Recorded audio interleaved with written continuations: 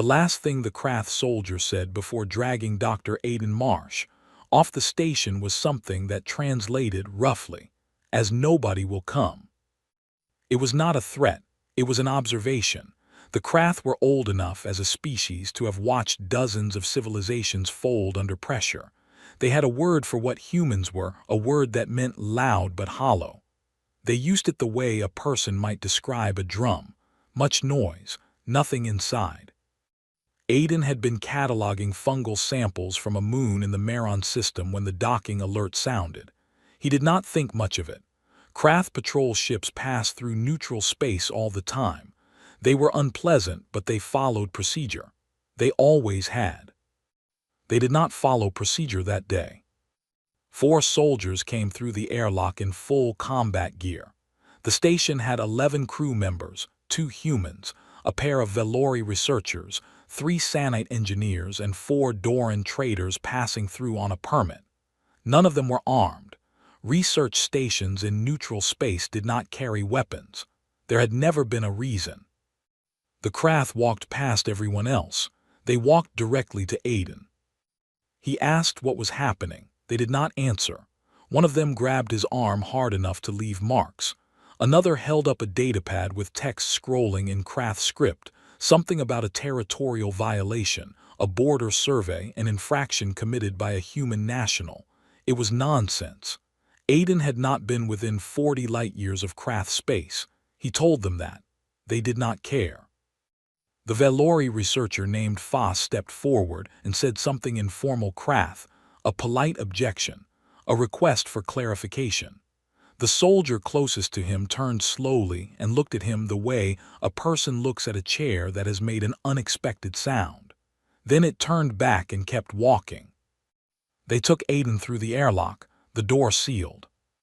The station's AI managed to compress 6 seconds of footage: the soldiers, Aiden's face, the datapad, the empty airlock, and fire it off on an emergency frequency before the Krath jammed all communications. 6 seconds. That was all it took. Inside the Krath ship, Aiden was put in a small room with a metal bench and a single light strip. The walls were warm, which he understood was comfortable for Krath physiology and meaningless for his own. He was not mistreated in those first hours. They gave him water that tasted like rust. They did not speak to him. He sat on the bench and thought about where he was and what was likely to happen next. Aiden was not a soldier. He was not a diplomat or a politician. He was a man who had spent 11 years studying how life grew in hostile environments. He knew a great deal about patience and very little about war. But he was human, and humans carry something in them. Not courage exactly, not anger exactly, more like a deep animal knowledge that they are not alone. That somewhere behind them always there are more of them. He pressed his hand flat against the cold wall and felt the ship moving. Outside the porthole, a thin slit of reinforced glass the width of his palm, the stars were shifting. The research station was already too small to see. The gas giant Maron IV was a pale orange curve at the edge of the frame, and somewhere in that direction, invisible and impossibly far, was a yellow star he had grown up watching set over a city called Nairobi. He did not cry, he did not panic. He watched the stars and he thought, with the calm certainty of a man who knows his species well, they will find out, and when they do, they will come. On the station, Foss the Velori researcher stood at the sealed airlock for a long time after the Krath ship departed. Then he went to the communications terminal and began manually rebooting every relay he could reach. It took him 4 hours. When the first signal finally broke through the jamming, he transmitted everything: the footage, the timestamps, the patrol ship's registration number, the direction of departure. He transmitted it to the Galactic Convocation. He transmitted it to the Sanite Council. He transmitted it to the Doran Trade Authority. And he transmitted it, on the primary emergency frequency, to the Terran Commonwealth. High Sovereign Goral received his patrol captain's report that evening in the low amber light of his audience chamber on Krath Prime. The captain was precise and brief. 1 human national detained. No resistance. No casualties, no response yet from the Commonwealth. The fabricated charges were filed and logged. Everything had gone exactly as planned. Goral dismissed the captain and sat for a while in the quiet. He had done this before, not with humans, but with the Sanite, the Doran, the Pelari. You took someone small, someone harmless, someone whose loss stung but did not bleed. You held them until the other side sent diplomats with careful language and tired eyes. Then you negotiated something favorable and released the hostage with minor injuries and a formal apology. It was a clean process, reliable. He had read the assessments on humanity, of course. Rapid expansion, moderate military, emotional decision-making, high individualism. The analysts had flagged the last point as a potential complication. Goral had not been concerned. Emotional species negotiated faster, not slower. They wanted their people back too much to play long games. He went asleep that night without posting additional sentries. 40 light-years away, a signal was traveling at the speed of light toward a relay station that would bounce it inward, past 3 more relays, to a building on Earth where someone would read it, go pale, and reach for a secure line. Nobody told Goral. Nobody thought it mattered yet. They were all about to learn what hollow drums sound like when every single one of them starts beating at once. The signal did not arrive with fanfare.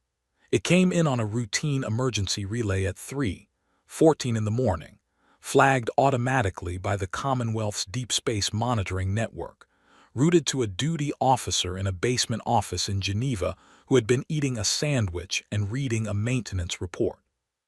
He watched the 6-second footage 3 times. Then he put down his sandwich and called his supervisor. By morning, it was in every inbox that mattered.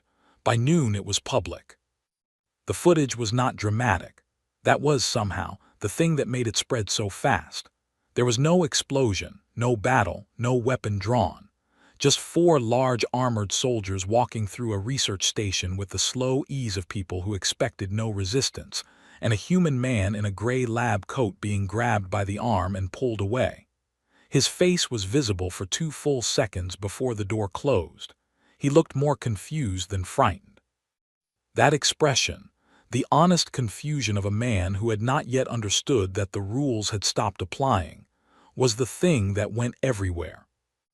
The Terran Commonwealth had 14 star systems, 63 settled worlds, and a population of roughly 11 billion people scattered across a volume of space so large that coordinated reaction to anything usually took weeks. This took hours. It was not rage that moved through the population first. It was something quieter and in many ways harder to stop. People watched the footage and recognized something in it, not Aiden Marsh specifically, but the shape of what had happened to him. A person, alone, taken. The people who took him not even bothering to look at anyone else in the room. The assumption, written into every movement of those soldiers, that no one would do anything about it. That assumption was the thing that landed wrong. Ambassador Yara Sten was on a diplomatic shuttle to Krath space within 6 hours of the footage going public. Her instructions from the Commonwealth Senate were precise. Demand the immediate return of Aiden Marsh. Demand a formal explanation. Demand accountability for the soldiers involved. She had 72 hours to get a satisfactory response before the Senate voted on the next step. The Krath response arrived in 6. It was written in formal convocation script, polite in its language and contemptuous in its content. Dr. Marsh had been detained on valid charges of territorial survey infringement. He would be held pending review. The Terran Commonwealth was advised to pursue the matter through established convocation legal channels, a process that typically took between 2 and 7 years. There was a line near the end of the message, almost casual, that suggested the Commonwealth might use this opportunity to reflect on the nature of its ambitions in the outer systems. Sten read it twice on the shuttle, then she forwarded it to Geneva without comment. In the Senate chamber, the moderates argued for patience. There were 3 of them who spoke at length, careful people, experienced in the slow machinery of interstellar diplomacy. They used words like proportionality and escalation and long-term stability. They were not wrong about any individual point they made. They were simply speaking a language that the room had already stopped listening to. Admiral Rena Voss was not a senator. She had been called to testify as the commander of the Commonwealth Fleet, and she sat at the witness table in her service uniform and answered questions in the flat, precise voice of someone who had already done all the thinking she needed to do. When the senior moderate asked her what she recommended, she said, "Authorization for full fleet mobilization." When he asked her to elaborate, she said she had nothing to add. The vote was not close. Mobilization orders went out before Sten's shuttle reached the Krath border. 17 carrier groups began the process of powering up drives that had been in standby for years. Reserve units were activated. Shipyard crews started working double rotations. Supply chains that existed only on paper were suddenly real and running. The Galactic Convocation's monitoring systems picked up the mobilization within 40 hours. The reaction among member species was varied but had a common thread. Almost nobody believed it was serious. The Pelari ambassador called it a demonstration of internal political will. The Sanite observer said humans were performing resolve for a domestic audience. The Doran trade representative privately estimated the Commonwealth would stand down within 2 weeks once the economic cost became clear. None of them had spoken with Colonel Darius Achafer. He had been stationed at a frontier outpost near the edge of Commonwealth space when the footage reached him. He had watched it once, recognized the man being dragged through the airlock, and immediately filed transfer paperwork to Special Operations Command. His request cited the standard eligibility criteria, but at the bottom, in the small field reserved for additional notes, he had written 4 words: "I know that man." Achafer had known Aidan Marsh for 31 years. They had grown up 2 streets apart in a city that no longer looked the way either of them remembered. Aidan had gone into science. Achafer had gone into the military. They had maintained contact the way old friends do, infrequently, warmly, with the easy shorthand of people who had known each other before they knew anything. He did not think about revenge. He thought about a kid he once knew who used to climb a very specific tree because he said the light was different up there. He thought about the expression on the face in the footage. His transfer was approved in 11 hours, which was fast even by wartime standards. Somewhere deep inside Krath space, a prison ship was docking at a transfer station called Duran. A man in a gray lab coat was being handed off to a holding facility that processed, on average, 0 human nationals per year. The intake officer had to look up the physiological requirements for the species. He entered them incorrectly. Nobody flagged it. Nobody thought it would matter. The drums were already beating. Deep space has a texture to it that most species never bother to describe. It is not empty.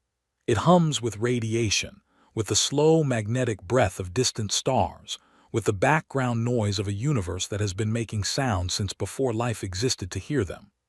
Krath scout pilot Wren had been parked at a cloaked observation point near the Aldrich relay for 9 days when the first Terran carrier group dropped out of FTL. She almost missed it. The mass shadow appeared at the edge of her sensor range, and for 3 seconds she thought it was a rogue planetoid on an unusual trajectory. Then the drive signatures resolved and she counted 1 ship, then 5, then 20. Then she stopped counting and started transmitting. The Terran fleet did not arrive the way Krath military doctrine described fleet movements. Krath strategy emphasized columns, long, organized lines of ships moving through space in visible formation, a display of power meant to be seen and calculated. The Terran ships arrived in overlapping waves, each group dropping from FTL at different coordinates, spreading across a volume of space so wide that Wren's sensors could not capture them all at once. It looked less like a military formation and more like something being poured. She filed her report and received a response from command that told her to verify her sensor calibration. She verified it. She sent the numbers again. This time, there was a long pause before anyone replied. Admiral Rena Voss stood at the center of the fleet's command ship and watched the assembly data populate across the tactical display. 17 carrier groups, 42 destroyer wings, medical ships, supply vessels, rapid insertion transports, 3 dedicated electronic warfare platforms that had never been deployed in a real engagement. The total head count of personnel across all ships was 2,114,000, and some number of additional digits that the display rounded off. She had trained for this her entire career, and the truth was that the scale of it still made something in her chest feel compressed, like the moment before a deep breath. She did not let it show. The Galactic Convocation sent 7 separate messages in the first 48 hours of the assembly. The tone shifted with each one. The first was formal and procedural, requesting a dialogue. The fourth expressed serious concern. The sixth used the word destabilization. The seventh arrived while Voss was in a tactical briefing and was routed to her communications officer, who summarized it as "please stop." Voss had her communications officer draft a reply. The reply was not words. It was a navigational file, a map of every Krath military installation within operational range of the assembled fleet, tagged with the carrier group assigned to it and an estimated time to engagement based on current fleet position and standard FTL approach vectors. No demands, no ultimatum, just math. She transmitted it on an open frequency. Every ship in the convocation monitoring network received it simultaneously. In the convocation chamber on the station orbiting Palarin, there was a silence after the transmission that lasted nearly 4 minutes. Species that had been debating the human mobilization as a political performance suddenly found themselves doing different calculations. The Pelari ambassador asked, very quietly, whether anyone had a current assessment of Terran military doctrine. Nobody had a recent one. The most recent detailed analysis was 8 years old. The Sanite observer pulled up the 8-year-old report and read the section on human combat philosophy. There was a paragraph near the middle that had been written by a Sanite military attaché who had spent 2 years embedded with a Terran training corps. The attaché had written that humans do not, as other species do, separate the emotional and tactical dimensions of conflict. They fuse them. When a human soldier is angry, they do not lose precision. They gain endurance. The attaché had marked this observation as a minor cultural note. Nobody had flagged it as strategically significant. The observer flagged it now. Inside Krath space, Fleet Captain Sarin Dihal received a full intelligence briefing on the assembled Terran fleet in his quarters on the patrol carrier Varath. He read it in the same way a person reads a medical report that confirms something they already suspected. The numbers were larger than the projections. The assembly speed was faster than the projections. The weapon load per carrier group was significantly heavier than anything Krath intelligence had estimated from peacetime observations. He sent a message to the Dominion War Council recommending immediate diplomatic concession and the return of the human national. He did not hear back for 2 days. When he did, the reply told him the War Council had determined the assembly was a political exercise, and that human leadership would seek de-escalation once domestic pressure subsided. Dihal read the reply 3 times. He had a copy of the Terran map transmission on his secondary screen. He looked at it again. His station, tagged in the Terran file as a secondary target, assigned to a destroyer wing with an ETA of 41 hours from current fleet position. 41 hours was not a political exercise. 41 hours was a countdown. Meanwhile, a small ship moving under false transponder codes crossed through a Krath supply corridor and went unnoticed among the cargo traffic near Duran Station. It carried 12 people. Their equipment manifest listed scientific instruments. The instruments were not scientific. Colonel Darius Akafer sat in the narrow cargo hold and went through a checklist he had already memorized. Because going through a checklist is something to do with your hands when you are moving toward a place where a man you have known your whole life is being held in a cell. He did not think about the fleet. He did not think about the politics or the convocation or the map transmission or any of it. He thought about the route from the docking corridor to cell block 7, which his team had reconstructed from stolen station schematics. He thought about timing. He thought about the weight of the extraction rig on his back. The fleet was 2 days behind him. He needed to be faster. Ren, still parked at the observation point, watched the last carrier groups finish assembling. She had been transmitting continuous updates for 30 hours. Nobody had told her to leave. Nobody had told her the observation point served any purpose anymore. So she stayed, and she watched, and she realized, with the slow, creeping certainty of someone who cannot stop a thing from happening, that she was witnessing something that Krath history would not recover from easily. She filed one more report. Then she turned her ship toward home. There is a moment in any large structure just before a fracture where everything looks exactly the way it has always looked. The material holds its shape. The surface shows no crack, and then it doesn't. The Krath outer defense line had held its shape for 60 years. It was 3 layers of interdiction platforms, a minefield spanning 2 light minutes, a permanent garrison of 41 warships, and a sensor web so dense that a drifting cargo pallet would register as a contact. The Krath had built it methodically, expensively, and with great pride. They had never expected to use it. At 400 fleet time, every communications relay between the outer defense line and Krath Prime went dark. Not jammed, dark.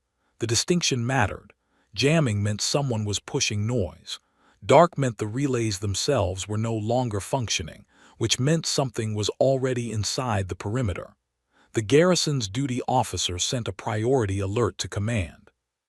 The alert had not finished transmitting when the first carrier group came out of FTL 60 kilometers off the line's northern anchor point. Fleet Captain Sarin Dihal was not at the outer line. He was 3 systems behind it, on the patrol carrier Vareth, monitoring the engagement data as it came in, or rather, as it stopped coming in. The feeds dropped one by one, not in the order of a systematic retreat, but in the random pattern of things being destroyed faster than they could organize. He watched his tactical board the way a person watches a window during a storm, tracking what can be tracked, slowly losing the ability to track. The Krath garrison fought. He wanted that noted at least in his own internal record. They were not cowards, they were outpaced. The Terran fleet did not fight the way the Krath modeled warfare, a meeting of lines, a test of firepower, an eventual negotiated disengagement when one side's losses became unacceptable. The Terrans advanced continuously. When a Krath ship broke off to regroup, a Terran wing followed it. When a section of the line held, 2 carrier groups hit it from angles that hadn't been in the original formation. There were no pauses. There were no signals requesting ceasefire. Dihal sent another message to the War Council. He wrote, "They are not stopping." He did not receive a reply. At Duran Station, things had gone wrong in the way that plans go wrong when the people executing them are very good, and the place they are hitting was not designed to hold a man whose species the intake officer had entered incorrectly into the system. Cell Block 7 was on Sublevel 4, behind a security door rated for Krath claw strength, which was significant. It was not rated for the tool Akafar's engineer used on it, which took 40 seconds. Akafar went through the door first. The block held 9 cells. 8 of them were empty. In the 9th, Aiden Marsh was sitting on a metal floor with his back against the wall and his knees drawn up, reading something he had scratched into the surface of his own forearm with a loose panel screw coordinates. It turned out, habit from years of field work. He looked up when the door came off.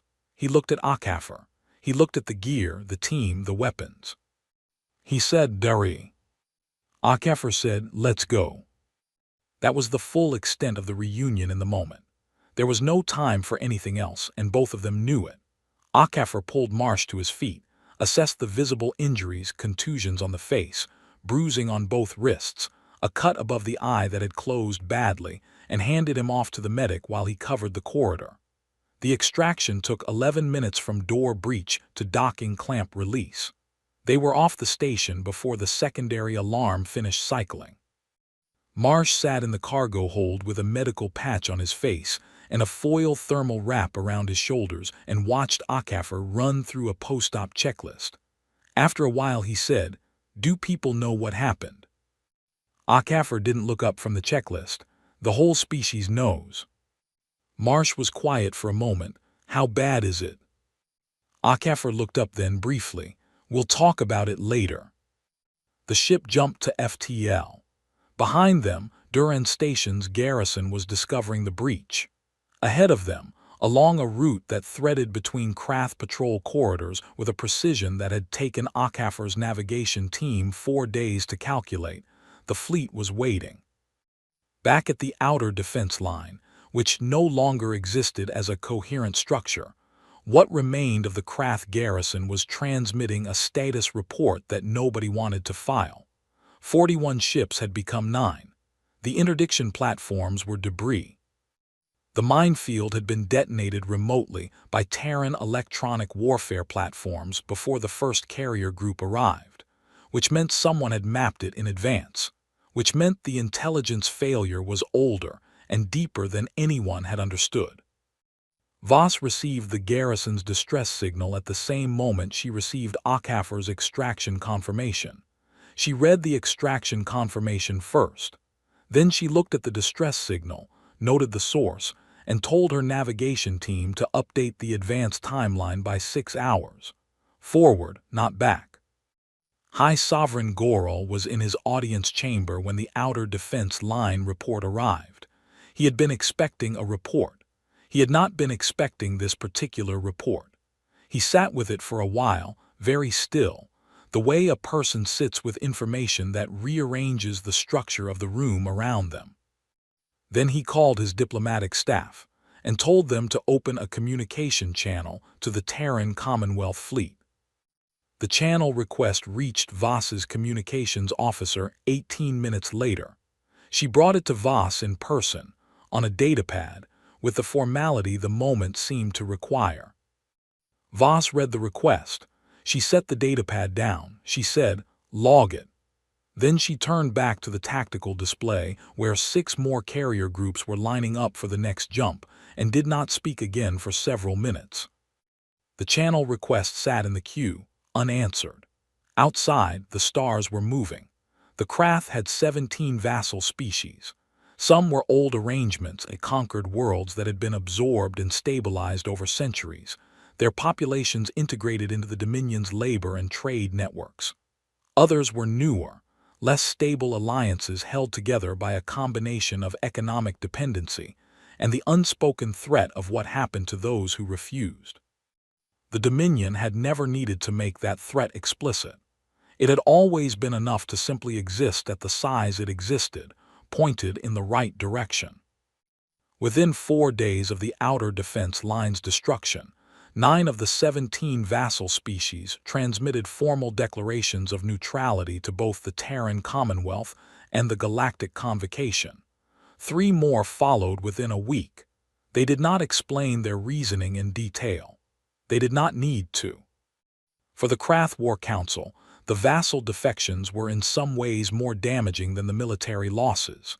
The outer defense line could be rebuilt, in theory. Supply chains could not be rerouted overnight. Duran Station's location had been part of a resupply network for the entire northern patrol sector, and with that sector now in flux and half the stations going neutral to avoid becoming collateral, the Dominion's logistics were compressing in ways that did not show up on a military map, but showed up very clearly on a resource allocation chart. Goral's War Council met 3 times in 4 days. The meetings were long. The conclusions were not useful. Voss received a full intelligence summary of the vassal defections on the command ship's bridge and processed it without visible reaction. She asked her logistics officer 2 questions. How much did the defections reduce Krath resupply capacity in the advance corridor, and did it change her timeline? The answers were 31% and no. She went back to her work. It was during the 5th day of the advance that Goral made his second large mistake. There were 14 Terran civilian researchers in Krath space, scientists, exchange program participants, a pair of independent journalists who had been on approved visas. They had been on various stations and research posts when the war started, and the Dominion had been holding them in administrative detention since the mobilization was announced. Goral had not used them as leverage until now because his legal advisors told him it complicated the tribunal question. Now, with 3 border systems gone and the fleet less than 6 days out, his options had narrowed enough that complicated seemed acceptable. He transmitted a message to the Commonwealth Fleet on an open channel. It listed the 14 names. It outlined their location. It suggested that any further advance would put them at risk. The message took 4 hours to reach Voss. She read it once. Then she asked her intelligence officer to confirm the location of the Krath's primary deep space shipyard, a facility called the Goreth Yards that manufactured and serviced roughly 40% of the Dominion's capital ship fleet. The intelligence officer confirmed the location. It was well behind the current advance line, far from any active engagement. Voss targeted it with 2 destroyer wings that were not currently assigned to the main push. The strike took 6 hours to execute. The Goreth Yards burned for 2 days. The Galactic Convocation's long-range sensors recorded the destruction clearly. Voss transmitted a copy of Goral's hostage message, time-stamped, alongside the strike footage, to every active member of the convocation simultaneously. She added no words. The 14 Terran civilians were released within 18 hours. They were transported by a Doran neutral vessel and handed over at the Convocation monitoring station orbiting Palarin. All 14 were in reasonable health. Most of them asked, immediately upon boarding the neutral ship, what had happened to the Goreth Yards. The Doran crew told them. There was a silence, and then one of the journalists said, very quietly, "Of course."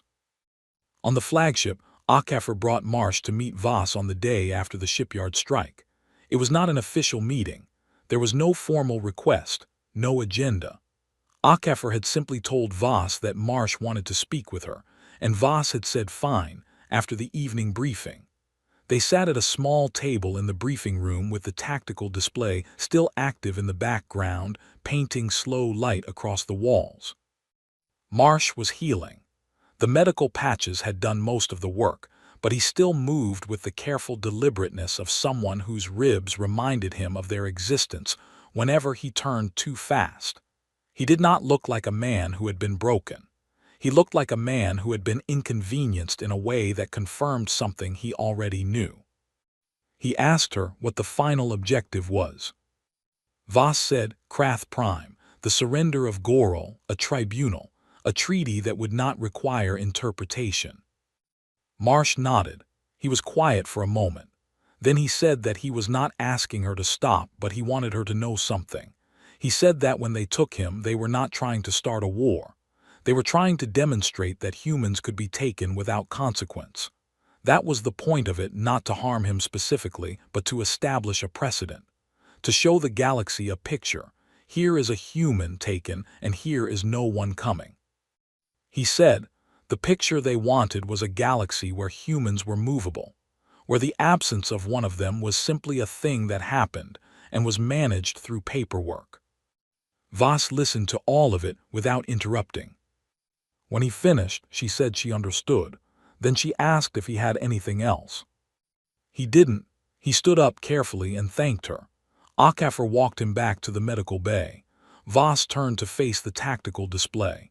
The advance markers were 6 days from Krath Prime, give or take FTL variants. She did not change the timeline. She did not add anything to the order of battle. She simply stood there for a while in the slow light of the display, looking at the map of a civilization that had reached out and grabbed a man off a research station because it thought no one would answer. Then she went to her desk and started working on the terms of the treaty. She wanted them ready before the fleet arrived. Krath Prime had 3 moons. On the largest one, a sculptor had carved, 300 years ago, the face of the first High Sovereign who had unified the scattered Krath clans into a single dominion. The carving was enormous, visible from low orbit with the naked eye, the stone features of a ruler who had turned a fractured species into a power. For 3 centuries, it had looked out over the planet below it with the permanent patience of rock. When the Terran fleet came into orbit, the carving was on the night side of the moon. It was facing away from the planet. It could not see what was happening in the space above Krath Prime, which was perhaps just as well. Goral's transmission arrived before the fleet had fully settled into orbital positions. It was not the formal surrender document that came later, processed through the convocation's legal framework, signed and witnessed in the proper sequence. This was a direct communication to Voss's command ship, audio only, the voice of a man who sounded like he had not slept. He said that the Krath Dominion was prepared to discuss terms. He said that his people had suffered enough. He said that he hoped the Terran people could be reasonable partners in finding a peaceful resolution.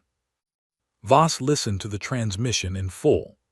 Then she asked her communications officer to transmit the pre-drafted treaty text to the Krath War Council, the Galactic Convocation observer vessels in the system, and Goral's personal diplomatic channel simultaneously. She did not respond to his audio message directly. The treaty was not punitive in the way wars usually made treaties punitive. There was no annexation of territory. There was no permanent occupation. There were no reparations designed to cripple the Krath economy across generations. The Commonwealth's lawyers had drafted it with a specific philosophy. The goal was not to break the Krath. The goal was to make them understand something. The treaty's terms were written to teach, not to destroy. The terms were 6 in number. The first 5 were standard: immediate cessation of hostilities, release of all detained Terran nationals and their property, payment of assessed damages, open access for a Commonwealth inspection team to verify compliance, and a formal acknowledgement in convocation records that the detention of Dr. Aidan Marsh had been unlawful. The 6th term was the one that traveled. It was a single paragraph. It had no legal qualifications, no scope limitations, no exception clauses. It stated that no Krath vessel, official, soldier, diplomat, civilian contractor, or agent acting under Krath authority would ever detain, threat, harm, or remove from their location any Terran national, for any reason, under any claimed justification. It stated that this prohibition was permanent and unconditional. It did not specify what would happen in the event of a violation. The Krath legal team spent 2 hours trying to get the 6th term modified. They asked for a clause defining what constituted a violation. They asked for an arbitration mechanism. They asked for a reciprocal human commitment. Each request was answered with the same response from the Commonwealth legal team: the text is final. The treaty was signed at 900 the following morning, aboard a convocation-neutral station, in a room with white walls and very bad lighting. Goral signed in person. He was escorted by 2 Krath honor guards who were not armed, because the surrender terms specified no weapons in the signing room except those of the Commonwealth delegation. He sat across a table from Ambassador Yara Sten, who had been flown in from Geneva specifically for this moment. Voss was not present. She was still on the command ship, overseeing the technical process of verifying compliance. She had sent Sten in her place, which Goral took as a final communication about his significance. He signed. He left without speaking to anyone beyond what the formalities required. The tribunal was held 4 months later. It was not the grand spectacle some had expected. It was procedurally exact. Broadcast to member species of the convocation on request, and resulted in the conviction of 7 Krath officers for violations of convocation detainee treatment standards. The sentences were served at a Commonwealth facility. The proceedings took 9 days. On the last day, Aidan Marsh appeared as a witness. He answered questions in a calm, precise voice. He did not raise it once. Other things happened in the months that followed, slowly and without announcement. Three species that had been operating in gray zone diplomatic territory with human nationals in their systems quietly updated their official protocols. A trade bloc that had been considering a tariff specifically designed to disadvantage Commonwealth goods took the measure off the table without explanation.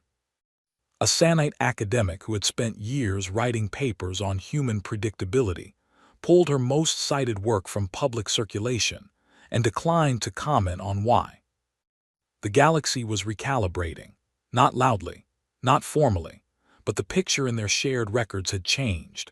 Where once there had been an image of a human man being dragged away while everyone else in the room looked at the floor, there was now a different image. A fleet hanging in orbit over a sovereign craft world, a treaty with a sixth term that didn't need a penalty clause, an admiral who had never once asked anyone to stop. A year later, a convocation observer asked Marsh a question at the public inquiry. He was sitting at a long table with a glass of water in front of him and light coming through a window at a low angle. The observer was a Velori academic named Foss, the same Foss from Station Aldrich, who had rebooted the communications relay with his own hands, who had sent the signal that started all of it. He had requested the role specifically. He asked Marsh if, looking at what had followed, the war, the fleet, the burning of the Goreth yards, the treaty, all of it, he felt the response had been worth the cost. Marsh looked at him for a moment, not calculating, not performing, thinking. Then he said, "I think they should have known us better." Foss wrote it down. Outside, the light was changing. The inquiry moved to the next item on its agenda. Somewhere very far away, in the silence between stars, the sixth term of a treaty sat permanent and unconditional in 100 different legal archives, waiting, like a very patient thing that has nothing but time and no reason to ever stop waiting. Nobody violated it, not then, not after. Some lessons, when they are written in fire across a sufficient number of star systems, tend to stay written.